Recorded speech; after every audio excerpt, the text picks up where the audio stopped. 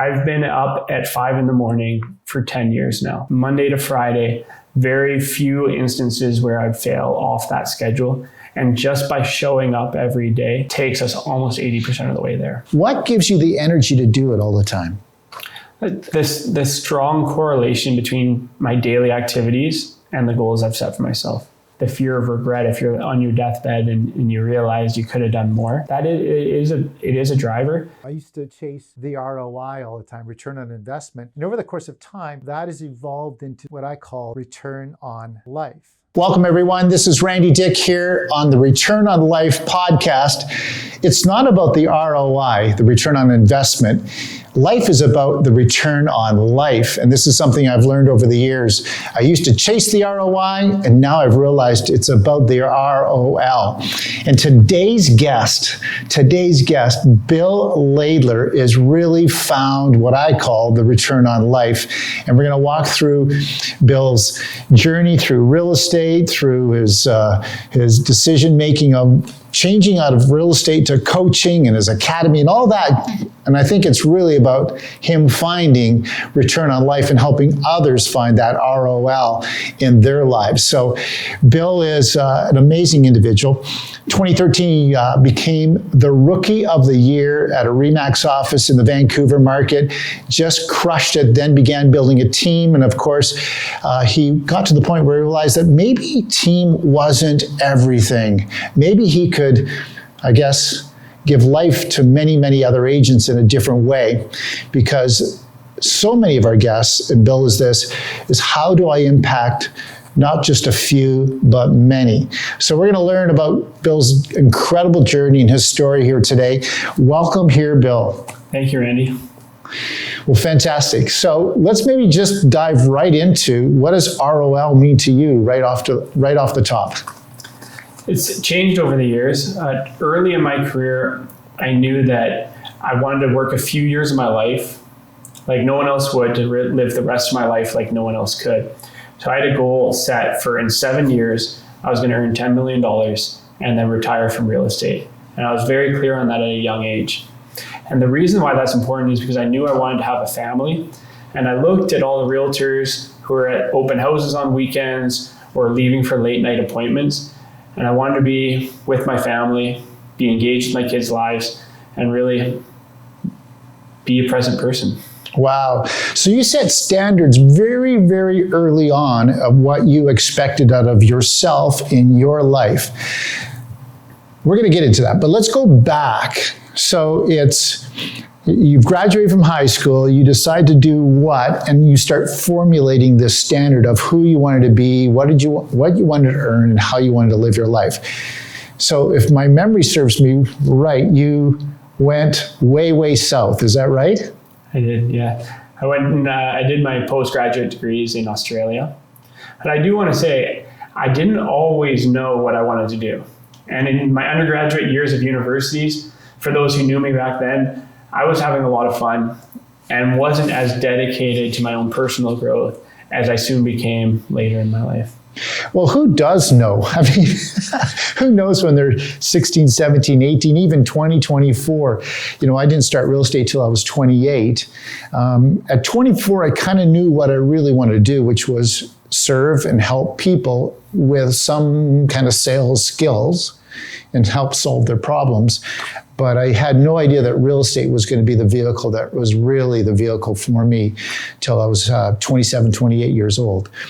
So you're off in Australia, you're doing some sports, you're playing what, rugby? Rugby, yeah. And you're getting your degree in law? Correct. And then you came back to Canada, and what transpired from that? I wasn't sure what I wanted to do.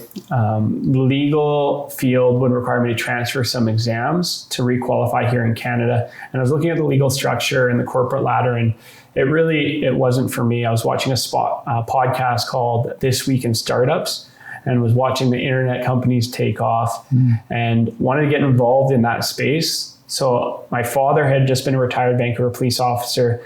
He just got his license, and I was watching him sell real estate. And I thought, like most of us do, oh, this is archaic. There's got to be a better way. So I went out and found an internet lead company that I invested $50,000 And every month they would give me 200 leads. Wow, 50 grand for 200, or 50 grand to get started, and then 200 leads a month. At a $10,000 commission, I could convert at least, how many do you think? 20 or 30 of those a month? You would I was think. going to be making 300 grand a month. Well, as we know, it doesn't work like that. So after 9 months, we had closed one deal and I hadn't made anything. And I realized I had to go out there, get my license, and try and work myself out of that debt. Wow, one deal after 9 months and a ton of debt. But these are the moments, these are the crucible moments, the big moments that we redefine who we are, how we're going to do it, and we get clarity on what we should be doing. How did that give you clarity in making the next step? Well, I had clarity that I needed to find a way to make money. And by farming out leads to realtors who had competing priorities was not going to be my pathway to success. So really the clarity was that I have to learn it to do it myself first before I can start leveraging other people. And that's when I got my real estate license and I started learning the sales skills to become successful as a realtor. So you weren't licensed before, then you got licensed after you lost all this dough. Mid-journey. I didn't wait till the end to realize it wasn't working. After 2 to 3 months, I was like, we need to start making adjustments. So I started preparing to get my real estate license. Yeah. So you're not licensed yet you're giving leads to agents, probably kind of coaching them on how to convert these leads. What was the missing ingredient, do you think, at that point? Is it still the missing ingredient, online leads? So I was feeding leads, but I wasn't coaching because I was 24 years old with no sales experience. So I had actually reached out to people like Michael Ireland and Phil Haig. Phil Moore I had reached out to, and I was farming leads to all these top agents because I thought they already knew what they needed to do to close them. But the top agents had their own business, and the internet leads that I was giving them were lower on their priority. And just realized that I have to know how to do it myself before I can start sending leads out to everybody else, because I didn't even know how to hold them accountable. Priorities. You talked about it's lower on their priority list. And I think our minds kind of work where we want to go. Our minds give us priorities, and then everything else around that just falls off. And you shared with me earlier about, making a decision about carrying on with your license or not carrying on with your license because you're doing a development and you're so busy doing that development that you spent all your energy, your mind went there, yet there's things falling off the sides of the road, so to speak. Sure about that. Like, what was that decision making, and how, and what did you learn from that moment? So running a team, I had a promise. Running a team, I had a commitment to myself that we would never hire part-time realtors. And what I found growing the development company is that I had become a part-time realtor. I was focused on the development projects more or just as much as I was focused on my real estate clients, and that wasn't fair to my clients. Ultimately, I missed sending an offer in for a multiple offer deadline. I had to advise the client the offer wasn't sent in. And from that moment forward, I made a commitment to myself and the clients that I would not be there if I wasn't 100% there for them. Wow. The clients were okay, by the way. They bought another house, and maybe they even did better, right? Yeah, they really enjoy their new house. Maybe it was meant to be. And so they're grateful that those clients were easy to work with and were understanding. But it didn't mean there was needed change for my business. Yeah, there's this exercise in a kitchen, cooking and baking, and you've just reminded me of this. We can be busy cooking, and cooking is quite easy compared to baking. I think you miss one little ingredient, baking, and the cake flops. Yet cooking, you can be working a couple things. You put a pinch of this, a pinch of that, and you taste it, this, that, and you can continue to do that. But really, we're in the art of baking. And we're baking something really, really special. And when we get distracted or we're not quite engaged, we miss a little ingredient here, a little ingredient there. And next thing you know, we've got a flop, which is what was happening there. You're so busy, doing that one thing that you're missing other things. So is there something else that you maybe want to share about that analogy, cooking and baking? Is there anything that you would That's a great analogy. And really, the end result is such an important moment for our clients' lives that it's not fair to them for us to be running in a million directions and not being focused on their complete success. How do you, I think people have a really difficult time doing what you did, that you went to your client and shared what really happened. How do you coach that, or how do you give people courage to be really, really truthful and have the chance of losing out on something much, much larger than what they just lost out on? Well, first, I would say if that does happen to you, get managing broker support, because there is a very strong argument that by admitting fault, you might be losing out on errors and omissions insurance, which then may negatively affect the client as well. So in that situation, in coordination with our managing broker, we were comfortable to communicate that with the clients. And I always have erred on the side of honesty and disclosure, and that would take us much further in building trust and building a long-term business than trying to cover things up in fear of lawsuits or everything else. Is that something that you've grown into, or is that a standard that you had for yourself early on in your life? Or is it through, whether it be your sports, like you learn so much on a pitch, on a field, in a rink, on a baseball field. You learn so many life lessons. Is that something that you grew into, or is that just something that was, I guess, built into you from your family, your parents, your father? Yeah, I haven't thought about this a lot, but I am thinking back to the times when we were making mistakes younger, and I think through my father, I learned very early that he was a police officer, and he would always say, "You're better off telling the truth than trying to hide anything." And that's hit home. And anytime we had any disputes, we'd just be honest and truthful. And it seems like that may be the beginnings of where that came from. It just reminded me of a moment in my life too. As a child, I banged up my dad's truck, and I tried to hide it. I parked it in a different spot so he couldn't see the fender that I banged up. And it was good for about 3 days, and then he found it, right? Like, who else drove the truck?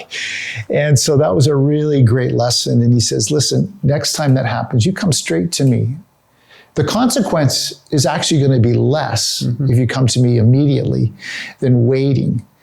And so that was a life lesson at a very young age for me. I grew up on a farm, so I was driving trucks at a very young age, and I was maybe about 12 years old when I'd done that.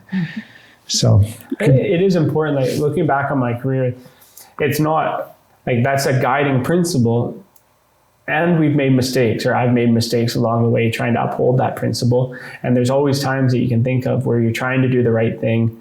But so for anyone listening, I think it's just be forgiving on yourself too if there's any moments that you haven't been truthful, and just make that commitment to do your best to be as truthful and honest as you can moving forward. Awesome word, forgiveness. I don't think we as individuals forgive ourselves enough and have enough self-love for ourselves. Self-love is so important, because if we can't love ourselves, we have a difficult time loving others, forgiving others, if we can't even forgive ourselves. So I think that's a really powerful statement that you just shared there, Bill. What are some of the change ingredients or change agents that have happened in your life that have brought you here today? Some of the biggest change agents. The most important structural change I had in my career was setting my schedule. I've been up at 5 a.m. for 10 years now, Monday to Friday. Very few instances where I'd fail off that schedule. And just by showing up every day takes us almost 80% of the way there. So true. I'm with you there. I'm part of the 5 a.m. club. I don't have to set an alarm. I just know. In fact, I'm often up at 4. I go, it must be 4. I look over, yeah, it's 4. Okay. And then the next hour, often I'm in and out of sleep, and I'm starting to prepare for the day. And 5, of course, I'm just up. And so I love that you share that you're up at 5 a.m. and the consistency of doing that. Can you fall back to sleep if you need to? Like if it's Saturday and it's 5 a.m., I don't always need to get up at 5 a.m. I can comfortably sleep till 9 a.m. People say I'm a morning person. It took time and dedication to that schedule and that building that habit in that first 6 months to a year before it became easy for me. This is important. Everything can be learned, taught, and exercised into our own personal lives. Nothing is inconceivable if we put our minds to it. A key point to the morning schedule is also your evening routine. When I'd be going to charity events or different evening galas and I need to get up the next morning, it was much more difficult. So the commitment to getting in bed at a reasonable time to get a full 6, 7, 8 hours of sleep is also very important to that schedule. So you only need 6. Is that what you're saying? I only need 6, 7. I like 7. I like 7. I will very rarely go to bed after 10 o'clock. I like to be down for between 9 and 10 and up at 5, and I get all the energy that I need. Yeah, I'm with you there. 10 o'clock is kind of, 10:30 be late for me. Yeah. 10:30 is late for me. If it's hitting 11, it's going to be a struggle the next morning. Something's off. Yeah. Solitude, silence. Who is Bill in the solitude, the silence? My brain doesn't shut off very often. I am normally working on some sort of complex problem in my brain. So I listen to no music in the car. I'll listen to a podcast from time to time, but most often than not, I'm sitting in complete silence throughout the majority of my day when I'm not in a meeting. Your inspiration, you say podcast, is that where your inspiration comes, or is it from reading? Podcasts? Podcasts were very important in my life, especially when I was committing to my business, because I stopped hanging out with a lot of my friends. I stopped going to family functions when I was committing to my business. And I was really building a solo career with myself and my assistant, and the podcasts are what I would put on in the evening before I went to bed. And I would sometimes joke that they have become my friend group. Although I'm not with them, I was mentally with them every evening talking about big ideas and personal growth. And it became my social circle. Friends, friendships, the people we associate with, so important. And it sounds like at some point you made a conscious decision to change the people in your world. Did that just happen? Or was that, I need to eliminate this person, I need to find this person? It was much less personal than that. It was really the stage of our lives. We were 24, 25, 26 years old. Our friends, we were single guys.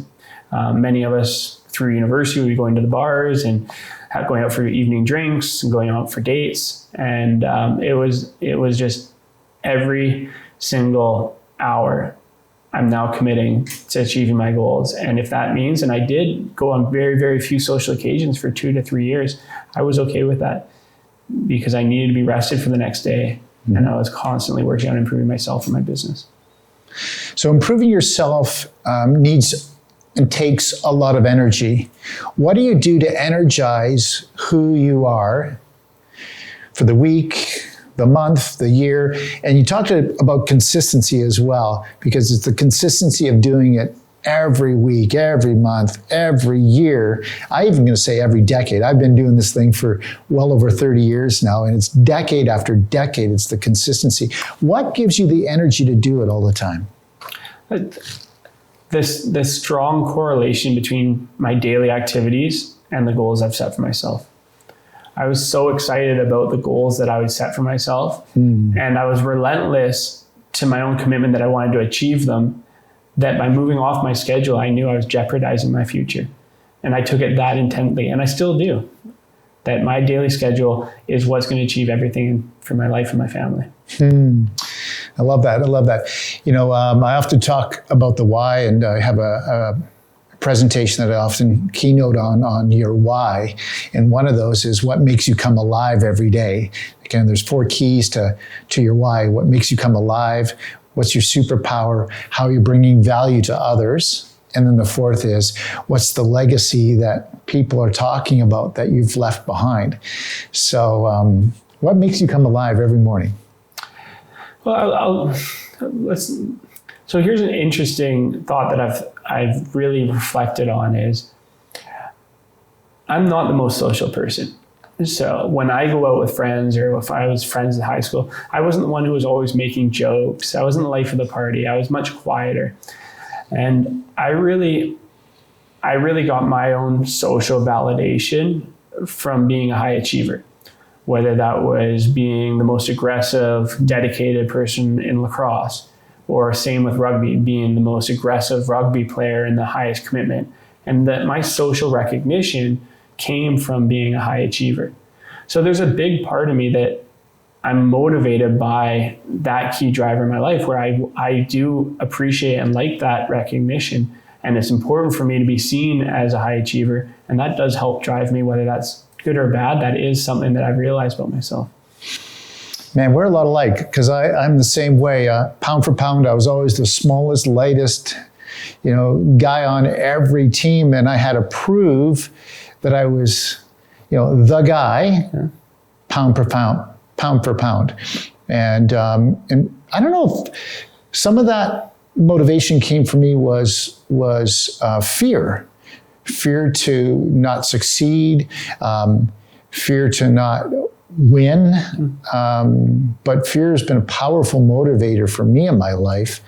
And I often ask the question, is it a friend, a foe, or the motivator? And I think it's all of those, but how would you say fear is for you? Yeah, like the fear of not being successful, or sometimes it's phrased as like the fear of regret. If you're on your deathbed and you realize you could have done more, that it is a driver, and it does cause business success. But I'm also now trying to understand the value of not only business success, but balance within family life, and recreating some of those social circles, and having more priorities in my life beyond just being the best realtor, or the best developer, or the best business mind.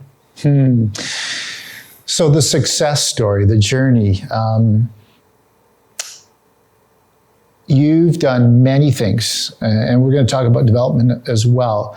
But that journey of success brought you to a point where you said, I'm not sure I want to do this anymore because I'm missing out on other things, which is really about the return on life.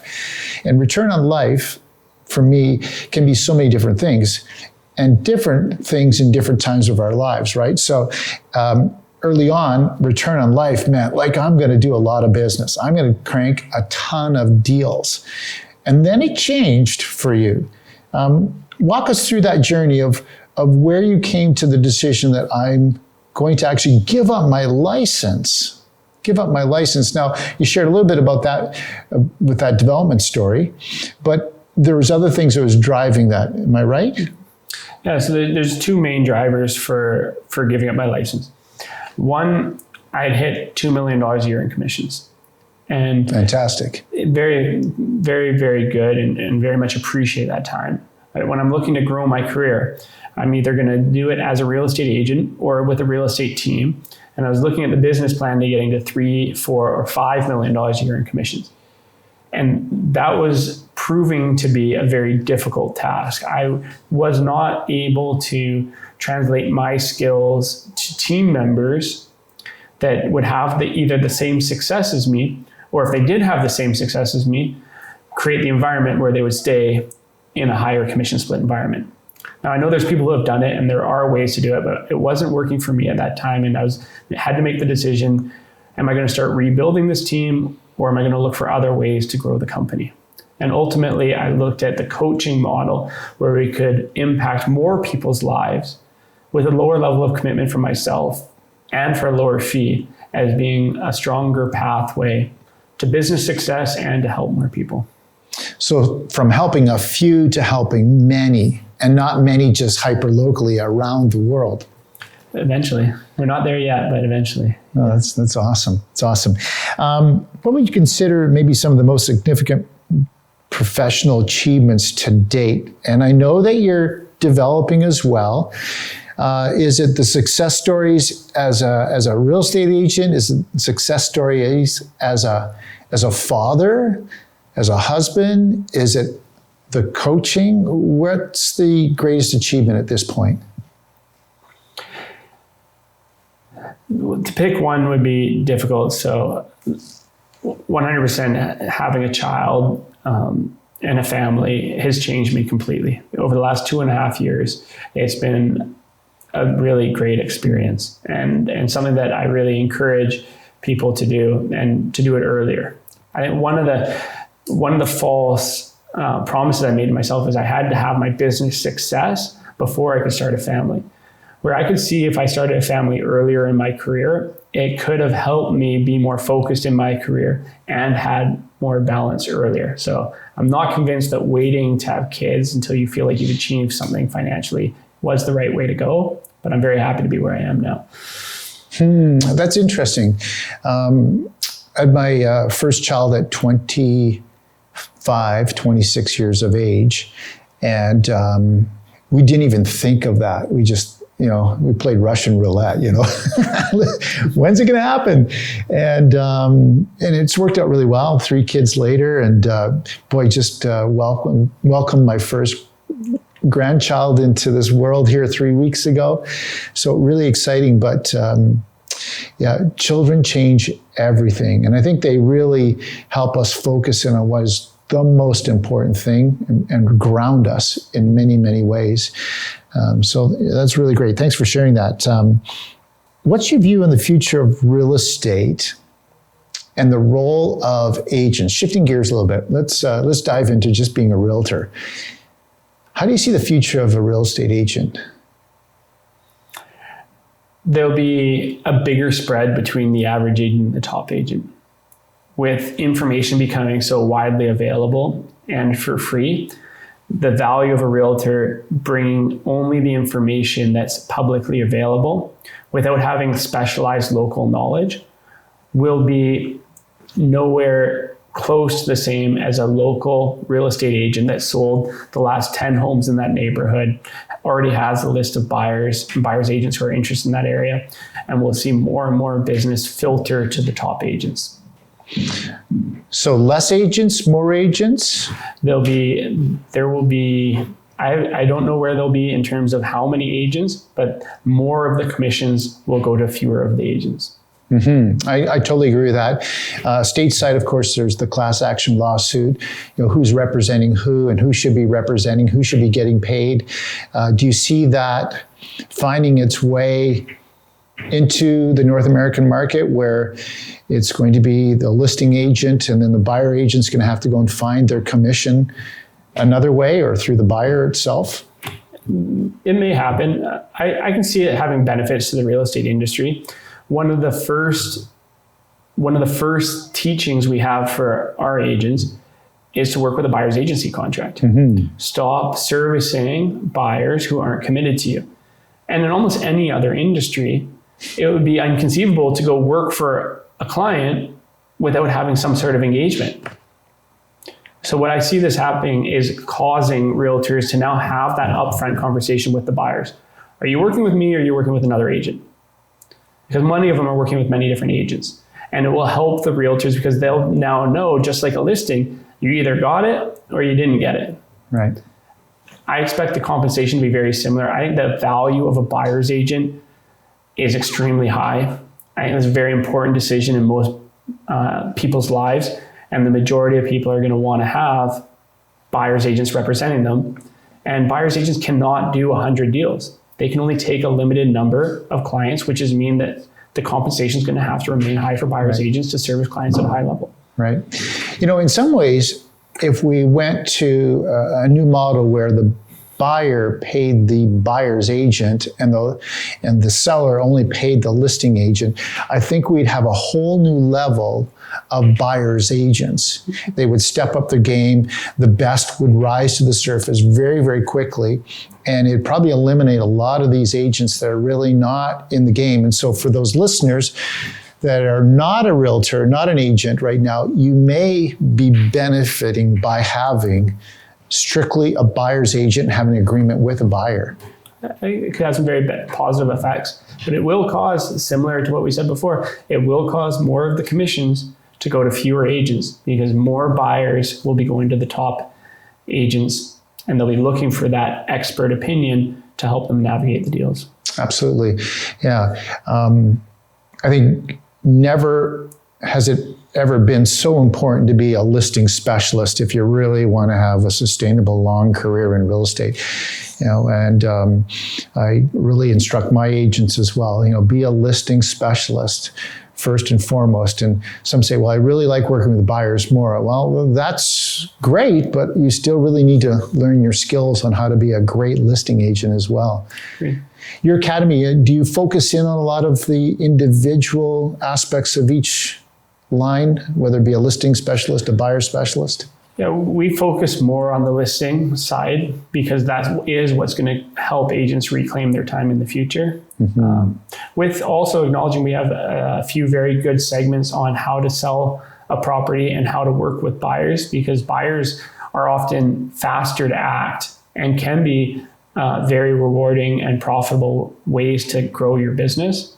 So both sides need to be addressed, but the listing agent is where we can do the high volumes. So the key word in that, time. Mm-hmm. Time is one of these things that we can't buy. Everybody has the same amount. You can't go out and, cut a big fat check and earn some more of that. And yet time slips away. And for me, it seems like time just gets faster and faster and faster. And my understanding of that is because I realize that I have less time than I had the day before, or the year before, the decade before. So I'm now trying to compress more, which means that for me, time just goes faster. Real estate, business, whatever it is, it doesn't have to be real estate, it can be business in general. I think that's the thing we always wish we could find more of, which is time. How do you develop more time? How do you create more time in one's life, in their business, and make it more valuable in a sense that you get more out of it? And I think that's something that you really work hard in your academy to teach. Time management, is being on a team. Let's just stop there. How do you teach time management? And then we'll come to how do we incorporate that? So one of the first lessons and one of the first mindset shifts that we work with agents on is that nothing in your business cannot wait until 12 noon, or very few things in your business. Mm-hmm. Which means all of the administrative work, showing property, returning phone calls. If you can hold off until after 12 noon and rededicate from 9 a.m. to 12 noon to growing your business, then after 12 to servicing your business, that'll be the first step to growing your business and reclaiming your time. It's being proactive rather than reactive. Mm-hmm. And spending 9 till 12 working on what's the one thing? Growing your business, which is prospecting. Yeah. And I will say that if you want to prospect through social media, there are agents who are very successful prospecting through social media. And there are positive, proactive actions that you can take from 9 a.m. to 12 noon to grow your business.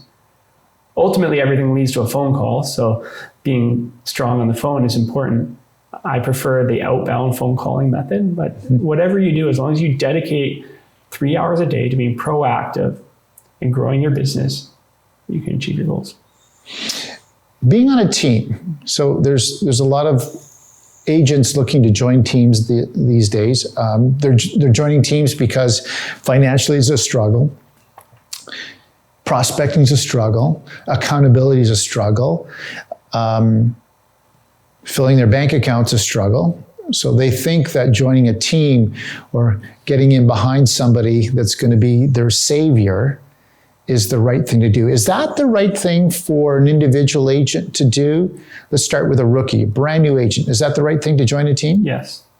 Okay. 100% yes. 100% yes. How about an agent that's maybe had success and sold 12 plus minus homes a year? Should they be on a team or should they be trying to build their own individual business at that point? So the team, it depends. it obviously it depends, and you can sometimes. So I was very fortunate to have Scott McDonald, the owner of Remax Sabre, who I wasn't on a team, but I had very good support behind me, and he was able to teach me a lot of the client service aspects, and then I went and got a coach to help me on the business side aspect. So there are ways you can do it without being on a team, but you do need a team. whether that's a team leader that you're working for or that you're surrounding yourself with the people who are getting you the right information and the business plan to follow. There needs to be a team of people surrounding you to help you succeed. The second part of that question is, if I was not skilled to earn 80% of the listing presentations that I went on, one of two things have to happen. Either an intense dedication to growing your skill set that you can earn 80% of your listing presentations, or go join a team and leverage that team leader's skill on earning listings so that you can start working towards transitioning your business to a listing-based business. Okay. So now we've got somebody that's quite successful. In today's market anyways, if you're selling 20 to 30 homes a year, you're a very productive agent in today's world. We chatted earlier about that. Back a decade or so ago, there was many, many agents that were selling 50 plus homes a year. Today, I find that there's very few agents selling 50 plus homes. But let's just say that 2 deals a month kind of thing agent. Should they be on a team? Should they be forming a team? Should they just have an assistant from your perspective? What is their ideal ecosystem at that point? With 24 deals. 24 deals with an average commission of $15,000 is somewhere in the earning potential of $300,000 to $400,000 gross. The average agent without assistant is spending between $100,000 and $150,000. After tax, and your living expenses, you're only netting to yourself $50,000 a year. And that's the kiss of death for realtors is 24 deals per year, because you're making enough to live your life, but you're not building your retirement. If I was making 24 deals, I would make a relentless commitment to get myself to 36 the next year and 50 the year after that, because it's only getting to 36 and 50 deals that you're able to put enough money aside to buy real estate and somehow retire from real estate, whether that's early in your career or at least by 60, 70, if you don't have that real estate portfolio, what's going to take you to 80? It's critical for agents to get out of 24 deals a year up to 30 to 50 deals a year. That's a pro tip right there. 24 is just almost the kiss of death. You think you're doing well, but you're just barely getting by. It's just feeding your lifestyle. Yeah. And the problem with this is that our lifestyle just continues to grow and grow. We just keep using more of that income rather than building a financial legacy. So how would you instruct an agent to build financial legacy then? If they're an agent doing real estate, how would you map that out for an agent? Put the business plan in place to get to 50 deals within 3 years. So I was fortunate in my first 12 months, I did 49 transactions. Let's work on a 3-year timeline and get yourself to 50 deals, which is 24, 36, 50. And if you can do that, you can put a couple $100,000 away, invest into the financial markets until you get yourself to $500,000. Once you get yourself to $500,000, go out there as fast as you can and buy a $1.5 million property that has development potential that you will then resell to a developer for multiple units. Let's talk about that development piece of property. So we all now know that we need to sell at least 50 homes to really set ourselves up for financial legacy. But now you're in that range, 45, 50 deals, you've got some cash to go and buy that property. How do you look for the right property? Because that is so important. We can talk about location, but also timing is such an important piece of that. What's a pro tip for you? So the first thing every realtor needs to do is go buy our Valuing Property with Development Potential course. Module 3, we have a checklist of what to look for an investment property. And most agents say to me, I don't do land assembly, so I don't need to know about development potential. But understanding official community plans, zoning bylaws, and how development applications get approved is foundational knowledge for every real estate agent to have.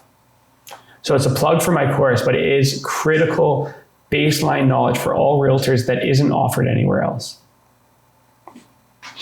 Yeah, so true.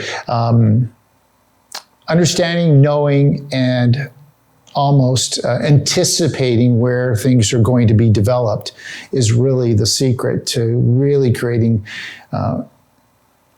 unbelievable opportunity and wealth and legacy, because cities have legacy as well, right?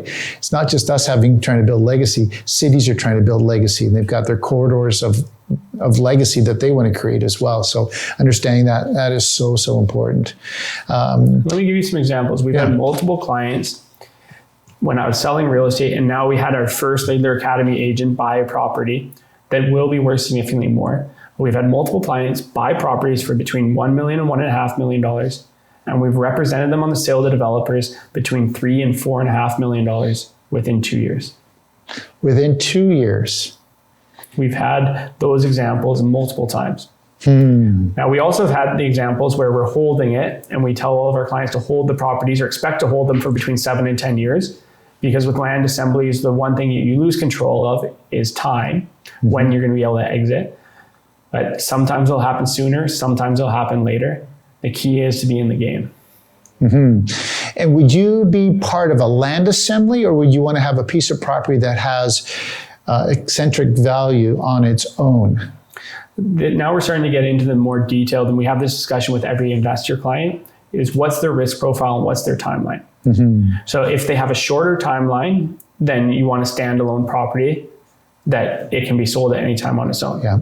The revenue potential is going to be lower than going for a high-rise development piece of property. So it depends on how long you're able to hold those payments and what your time horizon is for your own real estate investment.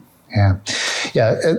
Land assemblies can be, a real beast. And, you think you've got something, and then it can fall apart very, very quickly with one person not agreeing to something or saying, I'm out, and then you're really out, and you have to start all over again in a lot of cases. So that can be a bit of a challenge. I want to clarify, I'm not telling agents to go into brokering land deals. I'm telling them to go buy the investment properties that can be brokered by somebody else. Right. Yeah. Some of my biggest wins have been, the right piece of property that I've been part of or have owned personally. And so true. You've been involved in development deals in your past. How has that impacted your career? Well, it's been amazing.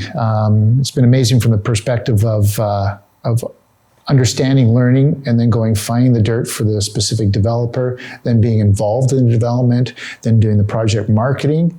So that's another piece that you get the opportunity if you're involved in it.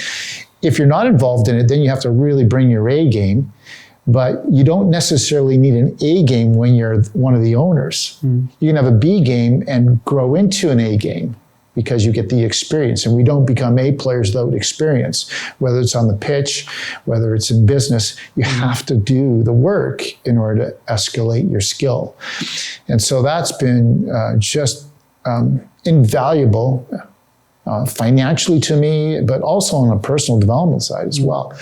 So it's been really, really beneficial for me. And then, of course, the doors that get opened, the tables that you get to sit at are significantly different as well. And so, I often say, it's about being in the right room, at the right table with the right people. There's everything in life. Maybe you want to talk about that. Give us an example or share how important that is in your world, being in the right room with the right people. Well, when I first got licensed in real estate, I didn't know commercial real estate was a thing.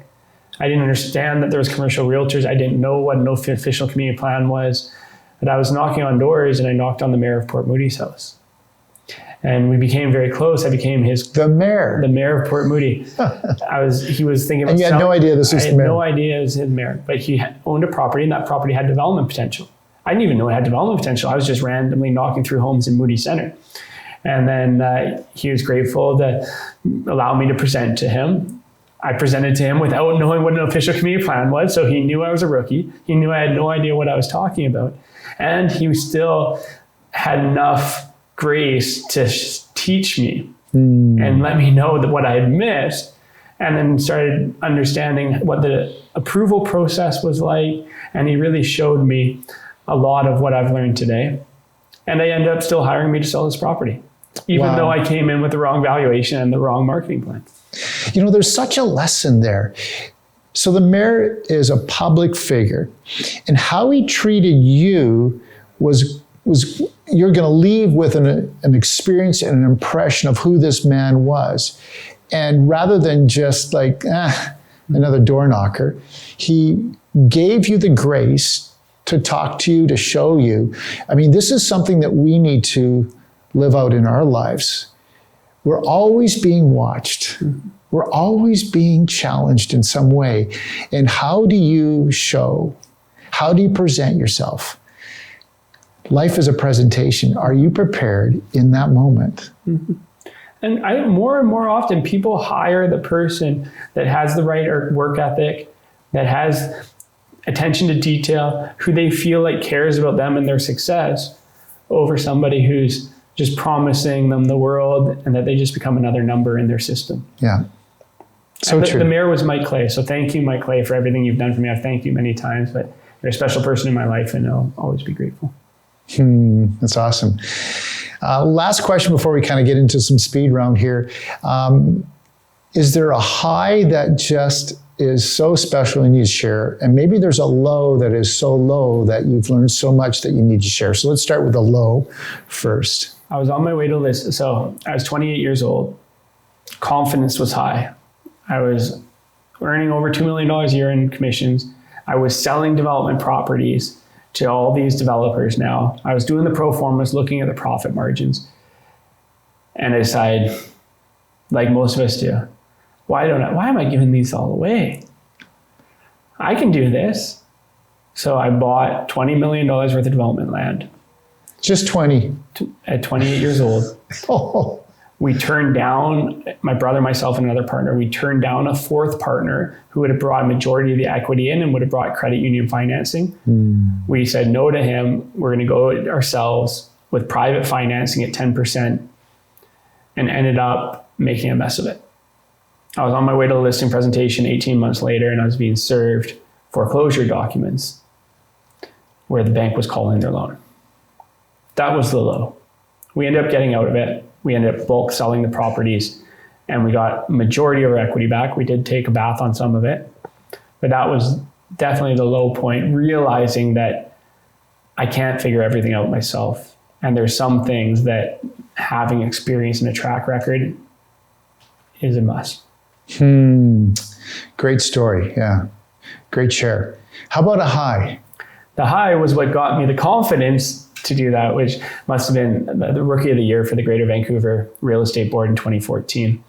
I didn't realize how important it was then. You only get 1 year to be the rookie. If you don't make it in that first 12 months, it's not something you continually work towards. So to be fortunate enough to be recognized for that and to have that much success in that first 12 months being licensed is something I'm really proud of. Yeah, I can only imagine that. I was Rookie of the Year in my own office, but not the board.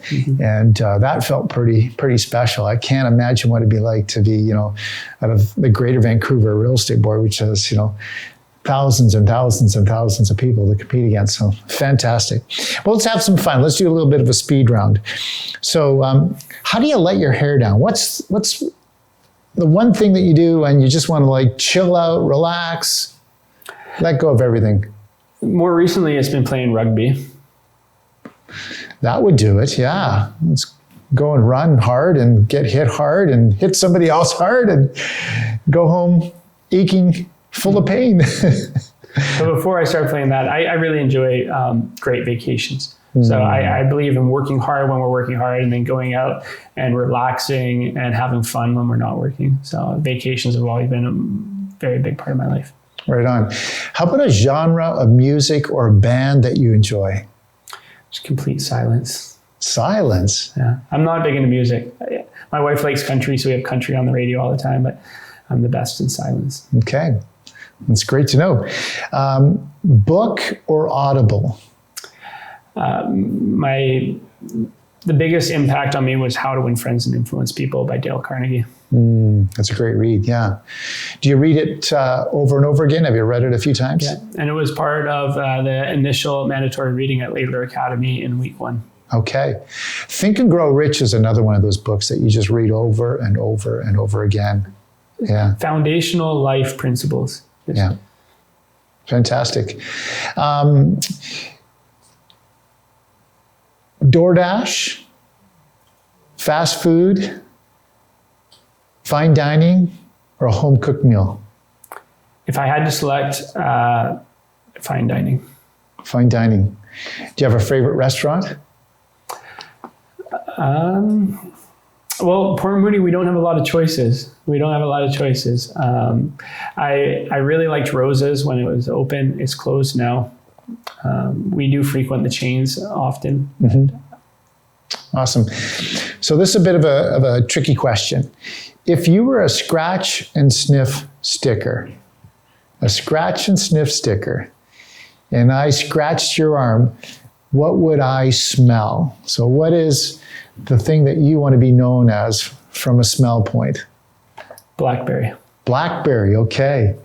The way you were talking about rugby, I thought it might be wet, dirty grass with a leather ball or something. I didn't even know that. I was just thinking fruits. I thought fruits were our only choices. No. But yeah, I guess I could pick something. Yeah. No, a blackberry. I like blackberries. Okay, awesome. Well, blackberries are really good for you as well. Antitoxin. They also are taking over my yard. They are invasive. We eat them in the summers, but they are hard to control. Yeah. Well, Bill, thank you so much for being a guest here on Return on Life podcast.